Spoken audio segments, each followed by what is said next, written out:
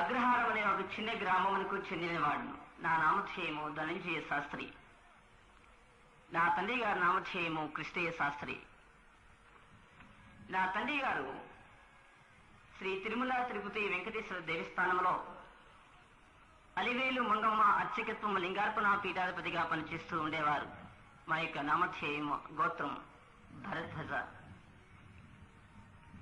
భరద్వజ నామధేయ గోత్రమునకు చెందినటువంటి మేము లింగార్పణ పీఠాధిపతిగా పనిచేసినటువంటి నా తండ్రి గారు బాల్య దినాల నుండి సంస్కృత విద్యాభ్యాసం నాకు బోధిస్తూ వచ్చారు. ఒక దినమున దేవుడు ఎవరు అనే ఒక ప్రశ్న నా హృదయంలో కలిగించినప్పుడు చతుర్వేదాలు కూడా ధ్యానించడం ప్రారంభించాను. చతుర్వేదాల్లో ఏమిని బోధిస్తున్నాయనంటే ధర్మం, ధర్మపత్ని, ధర్మయోగ్య సంభూతి, ధర్మశాస్త్రోపదేశక క్షత్రియ పరబ్రహ్మ ఇక సంభూతి భగవాన్. ధర్మం, ధర్మపత్ని. ధర్మాన్ని కాపాడడానికి ధర్మపత్ని పురుషుడు. ధర్మశాస్త్రోపదేశక, ధర్మశాస్త్రము చేయజాలినటువంటి ఆ పనిని సక్రియ పరబ్రహ్మ యుగస్వరూపి భగవాన్. ఆ పనిని చేసిన వాడే ప్రజాపతి అనే దేవుడు, ఆయనే సర్వాధికారి అనే దేవుడు అని వేదములు చెప్తున్నాయి. ఒకవేళ ఈ రాత్రి ఈ పొదిలి పట్టణంలో నా బ్రాహ్మణోత్తములకి గాని, వేద పండితులకు గాని, అహిందవ సహోదరులకి కానీ ఒకవేళ సందేహం ఉన్నట్లయితే ప్రథమ వేదమైన ఋగ్వేదం ప్రథమ స్కందం 16వ శ్లోకం తెరిచి చూడండి. ధర్మం, ధర్మపత్ని. ప్రథమ వేదం ప్రథమ స్కందం 16వ శ్లోకం. ఆ ప్రథమ వేదం పేరు ఋగ్వేదం. ధర్మం, ధర్మపత్ని. ధర్మాన్ని కాపాడడానికి ధర్మపత్ని పురుషుడే. ధర్మశాస్త్రోపదేశక, ధర్మశాస్త్రము చేయజాలని పనిని చేసిన వాడే పరంశీవుడు, ఆయనే సర్వాధికారి అనే దేవుడు అని చెప్తుంది. పరిశుద్ధ గ్రంథమైన బైబిల్ ఏమిని బోధిస్తుంది? భక్తుడైన పౌలు రోమీలకు రాసిన పత్రిక 8వ అధ్యాయం 2వ వచనము 2వ భాగం. ఎట్లనగా ధర్మశాస్త్రము దేనిని చేయజాలకపోయేనో దానిని దేవుడు చేసను. దేవుని నామకు స్తోత్రం కలుగుగాక. క్రీస్తు ప్రియమిత్రులారా, ఎట్లనగా ధర్మశాస్త్రము దేనిని చేయజాలకపోయేనో దానిని దేవుడు చేసను. ఈ మాటలో చాలా స్పష్టంగా మనకి అర్థమవుతుంది. దేవుడు ఎవరు అనేది చాలా స్పష్టంగా అర్థమవుతుంది. ధర్మశాస్త్రము దేనిని చేయజాలకపోయేనో దానిని చేసిన వారే దేవుడు. చతుర్వేదాలు కూడా అవే బోధిస్తున్నాయి. ధర్మం, ధర్మపత్ని. ధర్మాన్ని కాపాడడానికి ధర్మపత్ని పురుషుడే. ధర్మశాస్త్రోపదేశక సత్క్రియ యుగస్వరూపి భగవాన్. ధర్మశాస్త్రము చేయజాలని పనిని చేసినటువంటి ఆ యుగ పరంశీవుడే సర్వాధికారైన దేవుడు అని చెప్తుంది. అయితే ఎవరు ఈ దేవుడు? ధర్మశాస్త్రము దేనిని చేయడానికి పోయినో దానిని చేసిన వారే దేవుడు. ఇప్పుడు ఆ దేవుడు ఎవరన్నది మనకి ఎలా అర్థమవుతుంది? ధర్మశాస్త్రము చేయవలసిన పని ఏంటి అది తెలుసుకున్నప్పుడే దేవుడు ఎవరు అనేది మనకి చాలా స్పష్టంగా అర్థమవుతుంది. ధర్మశాస్త్రం చేయవలసిన పని ఏంటి?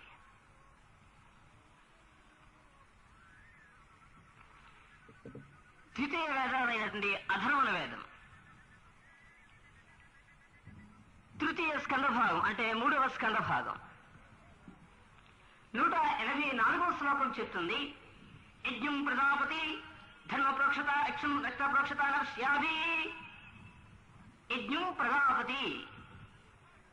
ప్రజాపతి ఆదిదేవుడు. యజ్ఞం సమస్తముని కొరకు యజ్ఞ పురుషుడుగా సాక్రిఫైస్ చేయబడినవాడు. ధర్మం రక్త ప్రోక్షత నశ్యాభి. ధర్మాన్ని కాపాడడానికి రక్తమును చిందించవలసిన అవసరం ఉంది అని ద్వితీయ వేదమైన అధర్వ వేదం బోధిస్తుంది. ఇదే ధర్మశాస్త్రము చేయవలసిన పని. ధర్మశాస్త్రము ప్రకారము ప్రజాపతి అనే యజ్ఞ పురుషుడు రక్తమును చిందించాలి అని ధర్మశాస్త్రం బోధించింది కానీ ధర్మశాస్త్రం ఆ పని మాత్రము చేయలేదు. చతుర్వేదాలు బోధిస్తున్నాయి, కానీ చతుర్వేదాలు ఆ పనిని నెరవేర్చబడలేదు. పరిశుద్ధ గ్రంథంలో బైబిల్ చెప్తుంది, ఎట్లనగా ధర్మశాస్త్రము దేనిని చేయజాలకపోయినో దానిని దేవుడు చేశాను. ధర్మశాస్త్రం చేయవలసిన పని ఏంటి? హెబ్రీయులకు రాసిన పత్రిక 9వ అధ్యాయం 22వ వచనం, మరియు ధర్మశాస్త్రము ప్రకారము సమస్త వస్తువులను రక్తము చేత శుద్ధి చేయబడిననియు రక్తము చిందింపకుండా పాపక్షమాపణ కలుగుదనియు దేవుని నామకు స్తోత్రం కలుగును గాక. రక్తము చిందింపకుండా పాపక్షమాపణ కలుగును. క్రీస్తునందు ప్రియులారా, ధర్మశాస్త్రము ప్రకారము ధర్మపత్ని పురుషుడే రక్తమును చిందించాలి. ఆ ధర్మశాస్త్రానుసారమైన నిబంధన రక్తం ఎవరైతే చిందిస్తారో ఆయనే సర్వాధికారైన దేవుడు. ఆయన తప్ప వేరొక దేవుడు లేదు. చతుర్వేదములు బోధిస్తున్నాయి, 108 ఉపనిషత్తులు ఉపదేశిస్తున్నది, పరిశుద్ధ గ్రంథమైన బైబిల్ కూడా బోధిస్తుంది. ధర్మశాస్త్రము ప్రకారముగా సమస్త వస్తువులను శుద్ధి చేయడానికి రక్తము అవసరమని ధర్మశాస్త్రం ఉపదేశించింది. చతుర్వేదాలు బోధిస్తున్నాయి. ప్రధానవేదం చెప్తుంది ఋగ్వేదం, యజ్ఞం ప్రజాపతి రక్త ప్రోక్షతాశ్యావి ప్రజాపతి యజ్ఞ బలపుసవ నీవు రక్తమును చిందించాలి అని ప్రధానవేదమైన ఋగ్వేదం బోధిస్తుంది. అధర్వవేదం బోధిస్తుంది, ఓం ధర్మపాయ నమః వినాశాయ మికం దోషప్రాప్తాయ నమః యజ్ఞం రక్త ప్రోక్షతాశ్యావి విచ్చితాదేశకృత్యం భగవాధ్యాయిత నమః. వినాశాయనమైన భూలోకంలో ఉన్నటువంటి ఈ జీవరాశులు జీవాత్మలనే ఈ వస్తువుల కోసం రక్తము చిందించవలసిన అవసరం ఉంది అని అధర్వవేదం బోధిస్తుంది. సామవేదము తాండియాభ్రమణ బంగాళాపత్రం బోధిస్తుంది, సర్వపాప పరిహారో రక్త ప్రోక్షణావశ్యం. సర్వమానవాళి పాపాల పరిహారార్థమే రక్తమును చిందించవలసిన అవసరం ఉంది అని సామవేదము తాండియాభ్రమణ బంగాళాపత్రము 18వ శ్లోకం బోధిస్తుంది. 4వ వేదమైన యజుర్వేదం బోధిస్తుంది, యజ్ఞం యజ్ఞ తదక్షతి తత్ప్రాప్తిరేవస్వకరవా తత్రోజస్పదం రక్తం ప్రోక్షణమశ్యాభి తదోస్మాస్వం భవస్పయన. తక్షణమే తన ప్రేమైనటువంటి ఆ ప్రధానపతిన బలి పశువు నీకోసం రక్తము చిందించాలి అని చతుర్వేదం అని యజుర్వేదం బోధిస్తుంది. ఉపనిషత్తులో 97 ఉపనిషత్తు ముండోపకోపనిషత్తు బోధిస్తుంది, ఓం స్వః ఓం దగ్ధస్మయత నమః రక్తం ప్రోక్షత్యాయత నమః.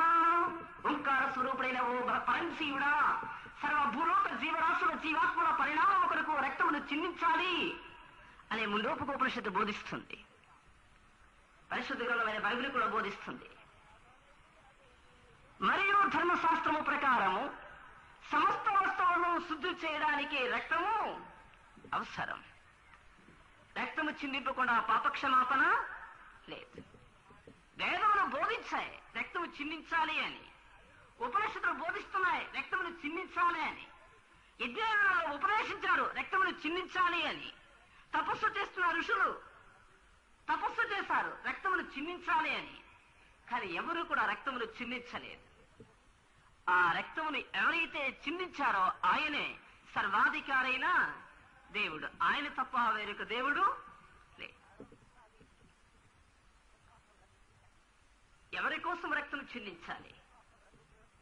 ధర్మ యుగ స్వరూపి, ధర్మములో ఉంటున్న యుగ స్వరూప్యమైన జీవరాశ్యం, జీవరాశుల యొక్క ప్రాణముల కోసం, జీవ ఆత్మం స్వయంభవస్వత, జీవాత్మనే స్వయంభూడనే ఈ నరుల కోసం రక్తోక్షత్రమా ఆయన రక్తమును చిందించవలసిన అవసరం ఉంది అని వేదములు బోధిస్తున్నాయి.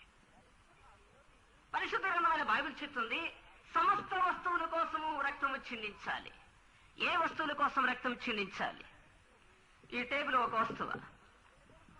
నా చేతిలో ఉన్న ఈ బుక్ ఒక వస్తువా? ఈ మౌత్ పీస్ ఒక వస్తువా? ఈ వస్తువుల కోసం రక్తం అవసరమా? ఏ వస్తువుల కోసం రక్తం అవసరం? ఏ వస్తువుల కోసం రక్తం అవసరం? చతుర్వేదాలు బోధిస్తున్నాయి జీవరాశుల యొక్క పాపముల కోసం. జీవం ఆత్మస్వరూపి, జీవాత్మనే స్వరూపీయమైనటువంటి నరుని యొక్క పాపదేహమైనటువంటి ఈ జీవాత్మ వస్తువు కోసం. పితృదేవో భవ వాక్చాతుర్య భవతి. పితృదేవో తండ్రి అయినటువంటి దేవుడు, వాక్చాతుర్య భవ ఆయన మాట సెలవీయగా జీవరాశులు కలిగిన. వాయ సత్పురుషతే ఆయన గాలిని ఊదగా జీవాత్మనే నరుడు కలిగిన. పితృదేవోభవను తండ్రి అయిన దేవుడు, వాక్చాతుర్యభవ ఆయన మాట సెలవిచ్చినప్పుడు జీవరాశులు కలిగిను. వాయు సత్పురుషితే ఆయన గాలిని ఊదినప్పుడు జీవాత్మనే నరుడు కలిగిను. జీవరాశులు జీవ ఆత్మలు ధర్మశాస్త్రోపదేశకుడు తయారు చేసిన నిర్మించిన వస్తువులై ఉన్నవి.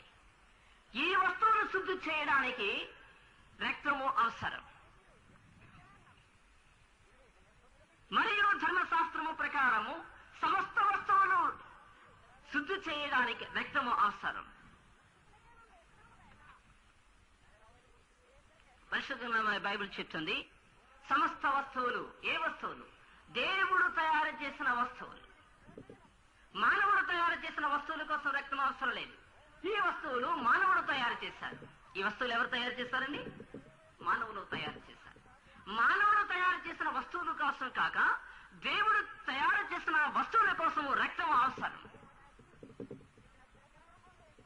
ఈ వస్తువుల కోసం ఎవరైతే రక్తం చిందిస్తారో ఆయనే సర్వాధికారి అయిన దేవుడు. ఆయన తప్ప వేరొక దేవుడు లేదు. ఆ దేవుడి కోసమే చతుర్వేదాలు బోధిస్తున్నాయి, 108 ఉపనిషత్తులు ఉపదేశిస్తున్నాయి, పరిశుద్ధ గ్రంథాన్ని బైబిల్ కూడా బోధిస్తుంది, ఖురాన్ గ్రంథం కూడా బోధిస్తుంది. ఎవరు ఈ దేవుడు? ధర్మశాస్త్రము దేనిని చేయడానికి పోయినో దాన్ని చేసిన వాడు దేవుడు. ధర్మశాస్త్రం చేయవలసిన పని ఏంటి? మరియు ధర్మశాస్త్రము ప్రకారము సమస్త వస్తువులను శుద్ధీకరణ చేయడానికి రక్తము అవసరం. ఏ వస్తువును శుద్ధీకరణ చేయడానికి? జీవరాశులు జీవ ఆత్మ